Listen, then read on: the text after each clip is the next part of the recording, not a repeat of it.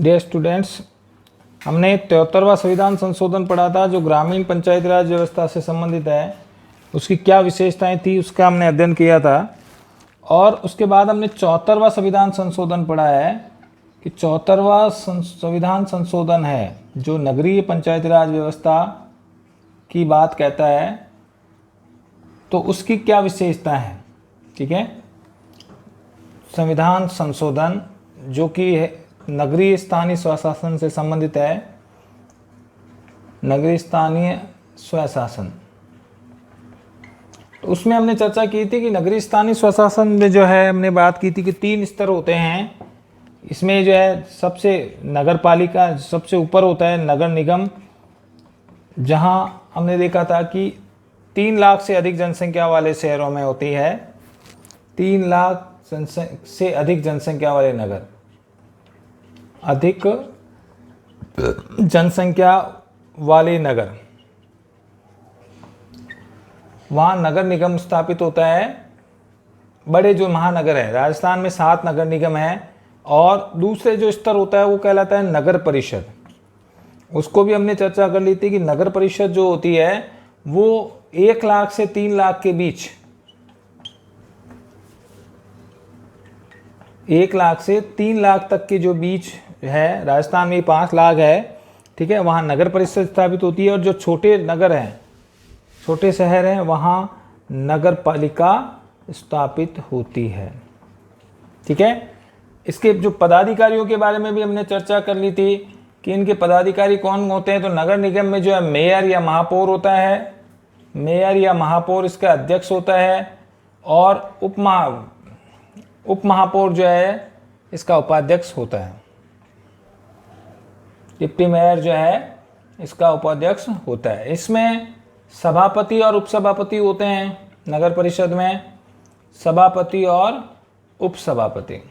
ठीक है, और इसमें चेयरमैन, नगर पालिका अध्यक्ष, इंग्लिश में बोलते हैं चेयरमैन, नगर पालिका अध्यक्ष और नगर पालिका उपाध्यक्ष, इसके जो है पदाधिकारी होते हैं। और तीनों स्तर पर जो है पार्षद होते हैं जो चुने जाते हैं। तो ये चर्चा हमने की थी कि 3 स्तर कौन कौन से होते हैं। तो बड़े नगर जो हैं, बड़े महानगर जो श्रेणी में आते हैं, तो वहाँ पर नगर निगम स्थापित होता है। राजस्थान में 7 नगर निगम है वर्तमान में। दूसरा नगर परिषद जो 1 लाख से 3 लाख के बीच होते हैं, राजस्थान में 5 लाख है। और नगर पालिका छोटे जो नगर हैं उनके श्रेणी में, यानी 10,000 से अधिक जनसंख्या वाले, 10,000 से लेकर के 1 लाख तक की, तो वहाँ पर नगर पालिका स्थापित की जाती है। तो ये 3 स्तर आपके हो गए। ठीक है, तो ये पहला पॉइंट आपने पढ़ा था नगरीय स्थानीय स्वशासन का त्रिस्तरीय व्यवस्था। तो इस त्रिस्तरीय व्यवस्था को हमने पढ़ लिया था, त्रिस्तरीय व्यवस्था। अब आती है आपके दूसरा प्रत्यक्ष निर्वाचन। प्रत्यक्ष निर्वाचन, तो देखिए यहां पर तीनों स्तर पर किन किन को प्रत्यक्ष रूप से निर्वाचित किया जाता है। ठीक है, देखिए तीनों स्तरों पर अगर बात करें हम, तो तीनों स्तरों में डायरेक्ट चुनाव तीनों पदाधिकारियों का नहीं होता है। तीनों स्तरों पर पार्षद को जनता चुनती है। किसको चुनती है? पार्षद को जनता प्रत्यक्ष रूप से चुनती है। यानी नगर निगम के में भी पार्षद जनता चुनती है, नगर पालिका में भी पार्षद जनता चुनती है, और नगर परिषद में भी जो है जनता पार्षद को चुनती है। बाकी जो तीनों पदाधिकारी हैं उन तीनों का जो चुनाव है वो कौन, जनता की, जो हम कह सकते हैं अप्रत्यक्ष रूप से जनता के द्वारा किया जाता है। इसका मतलब क्या हो गया? इसका मतलब ये हो गया कि नगर पालिका का जो अध्यक्ष और उपाध्यक्ष है, ठीक है, यानी नगर पालिका में जो अध्यक्ष और उपाध्यक्ष है उनको, नगर पालिका के जो अध्यक्ष है, नगर परिषद में जो अध्यक्ष है यानी सभापति, और नगर निगम में ये तीनों अध्यक्ष होते हैं, जो मेयर होते हैं या महापौर जो होते हैं, वो तीनों, इन तीनों को जो है जनता के द्वारा क्या किया जाता है? अप्रत्यक्ष रूप से चुनते हैं। इन तीनों को कौन चुनते हैं? पार्षद चुनते हैं। ठीक है, जनता के द्वारा प्रत्यक्ष रूप से इनका चुनाव नहीं होता, बल्कि अप्रत्यक्ष रूप से जनता के द्वारा होता है। ये पार्षदों द्वारा चुने जाते हैं, पार्षदों द्वारा बहुमत से चुने जाते हैं। इसका मतलब महापौर को भी कौन चुनते हैं? नगर जो निगम के जो पार्षद हैं वो। सभापति, नगर परिषद के सभापति को कौन चुनते हैं? नगर पालिका के, नगर परिषद के पार्षद। और नगर पालिका में जो अध्यक्ष है उसको कौन, चेयरमैन को कौन चुनता है? नगर पालिका के पार्षद। ठीक है, तो पूरे नगर को उतने ही वार्डों में बांट दिया जाता है। और ये तीनों, नगर पालिका के अध्यक्ष, नगर परिषद में सभापति और नगर निगम के महापौर, इन तीनों का चुनाव वहाँ के पार्षदों के द्वारा किया जाता है। ठीक है, कुछ राज्यों में से नगर पंचायत भी कहते हैं, नगर पालिका को जो है नगर पंचायत भी कहते हैं। तो पार्षद को जनता चुनती है, ये पार्षद आगे जाकर के अध्यक्ष को चुनते हैं। ठीक है, तो आपको पता है कि नगर पालिका के अध्यक्ष को नगर पालिका अध्यक्ष या चेयरमैन कहते हैं, नगर परिषद के अध्यक्ष को सभापति और नगर निगम के महापौर कहा जाता है। तो 3 लाख से अधिक जनसंख्या वाले नगरों में ये चुने जाते हैं। राजस्थान में अगर पूछे जाए आपके नगर निगमों की संख्या कितनी है, तो 7 नगर निगम है।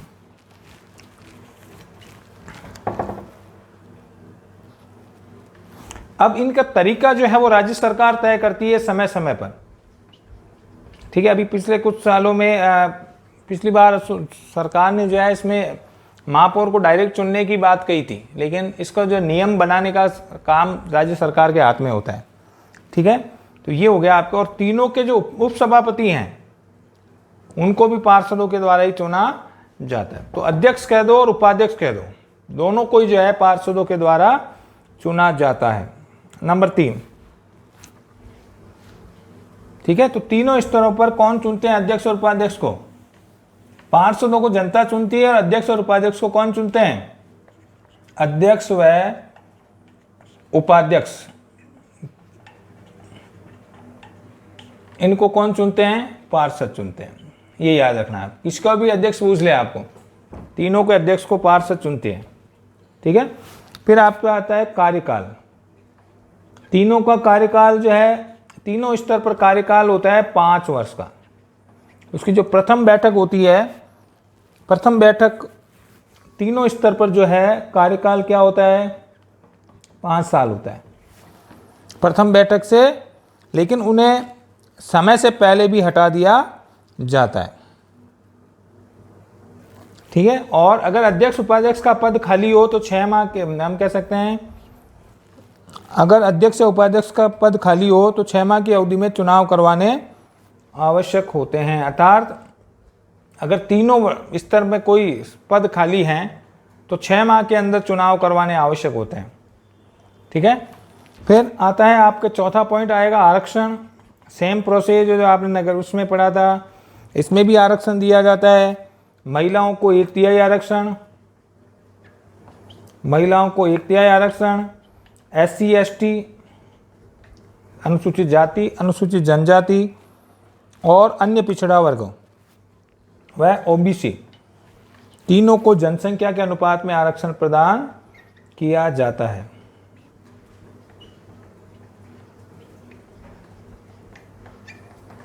महिलाओं को 1/3 आरक्षण दिया जाता है, यानी 33% आरक्षण महिलाओं को दिया जाता है।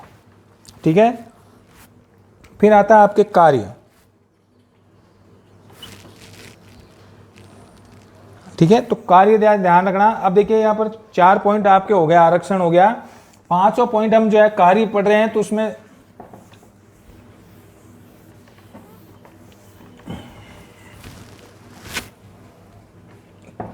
कार्य जो है, नगर पालिका कहो चाहे नगर परिषद कहो चाहे नगर निगम कहो, इनके कार्य जो हैं उनको हम विभिन्न पॉइंटों में बांटते हैं। तो देखिए इसमें एक तो याद रखना है आपको कि जैसे ग्रामीण पंचायती राज व्यवस्था के लिए 11वीं अनुसूची जोड़ी गई, उसी प्रकार नगरीय पंचायती राज व्यवस्थाओं के लिए, नगरीय स्थानीय शासन के लिए 12वीं अनुसूची जोड़ी गई। कौन सी अनुसूची? 12वीं। उनके लिए 11वीं और इसके लिए 12वीं। उसके लिए 73वां संविधान संशोधन, इसके लिए 74वां संविधान संशोधन। याद रह जाएगा ना? ठीक है, 12वीं अनुसूची जोड़ी गई और उसमें कुल ग्रामीण पंचायती राज व्यवस्था के लिए 29 विषय दिए गए 11वीं अनुसूची में, और जबकि इस 12वीं अनुसूची में कुल जो है 18 विषय दिए गए। कितने विषय? 18 विषय इनको जो है सौंपे गए हैं। ठीक है, अब उनमें से कुछ निम्न हैं। कौन कौन से विषय हैं, तो उन विषयों के बारे में हम चर्चा करते हैं। नंबर 1 नगरीय योजना, नगरीय योजना। नंबर 2 भू उपयोग व भवन निर्माण।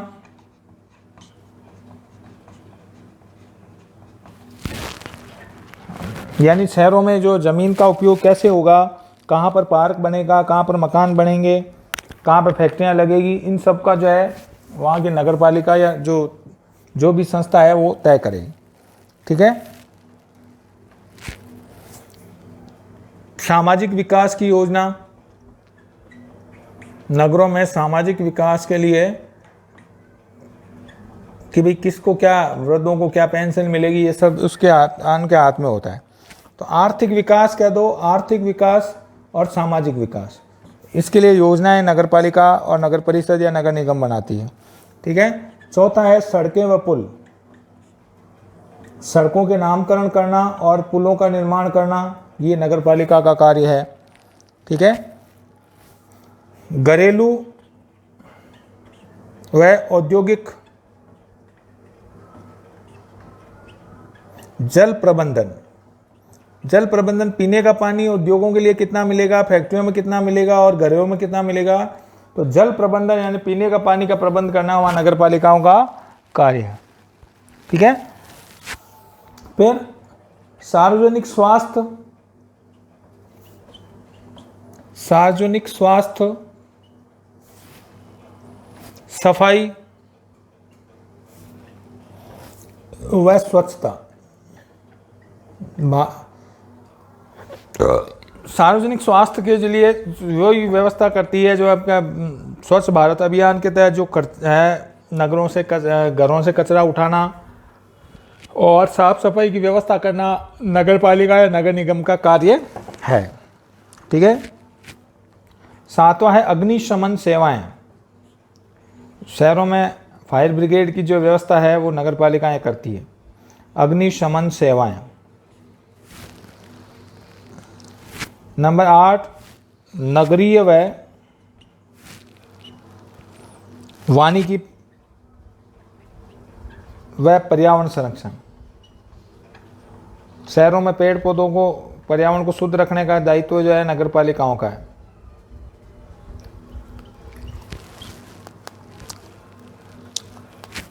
नंबर 9 विशिष्ट आवश्यकता वाले वर्गों के लिए योजनाएं, विशिष्ट आवश्यकता वाले वर्गों की योजनाएं। विशिष्ट आवश्यकता वाले जो वर्ग हैं, जो विकलांग है, वृद्ध हैं, उनके लिए विभिन्न प्रकार की योजनाएं तैयार करना।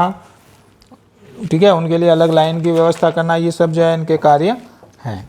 नंबर 10 गंदी बस्ती और जो झुग्गी झोंपड़ियाँ होती है, सुधार कार्यक्रम, उनमें साफ सफाई रखना, उनमें सुधार कार्यक्रम चलाना नगर निगम है इन संस्थाओं का कार्य। ठीक है। 11वां है शहरी निर्धनता निवारण, शहरी निर्धनता निवारण, शहरी निर्धनों के लिए योजनाएं बनाना। 12वां पॉइंट है आपके सार्वजनिक उद्यान खेल मैदान, सार्वजनिक उद्यान, शहरों में जो पार्क होते हैं, खेल मैदान, शहरों में जो स्टेडियम होते हैं उनकी व्यवस्था करना। ठीक है। आदि को विकसित करना।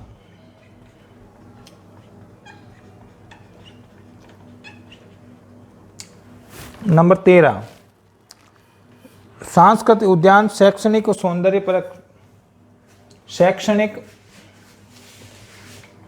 व सौंदर्यपरक, कोई बढ़िया नदी है, झील है, तो उनके लिए चौपाटी वगैरह की व्यवस्था करना। सौंदर्यपरक कार्यों का विस्तार, तो कोई बड़ा धार्मिक स्थल है, जो बड़े शहर हैं जो, ठीक है, वहाँ पर कोई झीलें हैं, धार्मिक स्थान है, कोई बड़ा प्रसिद्ध मंदिर है, तो उन सब की व्यवस्था करना इनका दायित्व है। ठीक है। शमशान,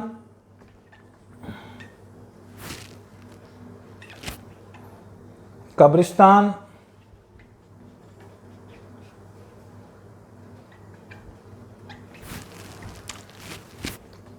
शवगृह, जो विद्युत समुदाय है आदि का प्रबंध। शहरों में जो कब्रिस्तान है, शमशान है, उन सब की व्यवस्था करना नगरपालिका का कार्य। कांजी हाउस का निर्माण, कांजी हाउस जहाँ आवारा पशु रहते हैं, कांजी हाउस, आवारा पशु जो है गाय बैल हैं, इन सब के जो है, या कांजी हाउस जहाँ पर जो है इनको रखा जाता है, कांजी गृहों का प्रबंध। 16वां जन्म मृत्यु पंजीकरण। गांव में ये ग्रामीण क्षेत्रों में होता है और शहरों में ये नगरपालिका का दायित्व है। कितने बच्चों ने जन्म लिया है, कितने लोग मर गए हैं, इनका पंजीकरण करना, बर्थ सर्टिफिकेट बनाना, डेथ सर्टिफिकेट बनाना, ये इनका कार्य है। Road light parking, road light parking, bus stop,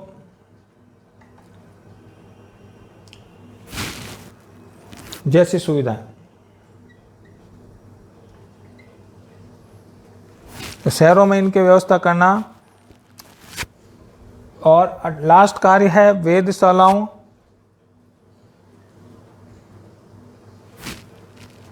व चमड़ा उद्योग।